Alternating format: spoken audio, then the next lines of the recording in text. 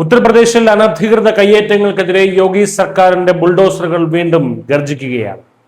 കുട്ടികളുടെ കളിസ്ഥലം കയ്യേറി നിർമ്മിച്ച 59 വർഷം പഴക്കമുള്ള അനധികൃത കെട്ടിടമാണ് വെറും 2 മണിക്കൂർ കൊണ്ട് ഭരണകൂടം ഇടിച്ചു നിരത്തിയത്. നിയമത്തിന് മുന്നിൽ വോട്ട് ബാങ്ക് രാഷ്ട്രീയം വിലപ്പോവില്ലെന്ന കർശന സന്ദേശമാണ് UP സർക്കാർ ഇതിലൂടെ നൽകുന്നത്. സിദ്ധാർത്ഥ് നഗർ ജില്ലയിലെ പിപ്ര രാംലാൽ ഗ്രാമത്തിലാണ് സംഭവം. ചൊവ്വാഴ്ച രാവിലെ 7 മണിയോടെ 5 പോലീസ് സ്റ്റേഷനുകളിൽ നിന്നുള്ള വൻ പോലീസ് സന്നാഹത്തോടെയാണ് ഉദ്യോഗസ്ഥർ എത്തിയത്. കളിസ്ഥലമായി സർക്കാർ രേഖകളിൽ കിടക്കുന്ന ഭൂമി കയ്യേറി നിർമ്മിച്ച മദ്രസയുടെ പ്രധാന ഭാഗങ്ങളും കടകളുമാണ് 6 ബുൾഡോസറുകൾ ഉപയോഗിച്ച് തകർത്തെറിഞ്ഞത്. 1967 ഈ മദ്രസ ഇപ്പോഴുള്ള സ്ഥലത്തേക്ക് മാറ്റിയത്.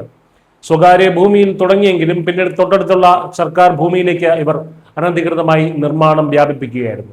2022 ഇതിനെതിരെ ലഭിച്ച പരാതിയുടെ അടിസ്ഥാനത്തിൽ കോടതി ഒഴിപ്പിക്കൽ ഉത്തരവിറക്കി.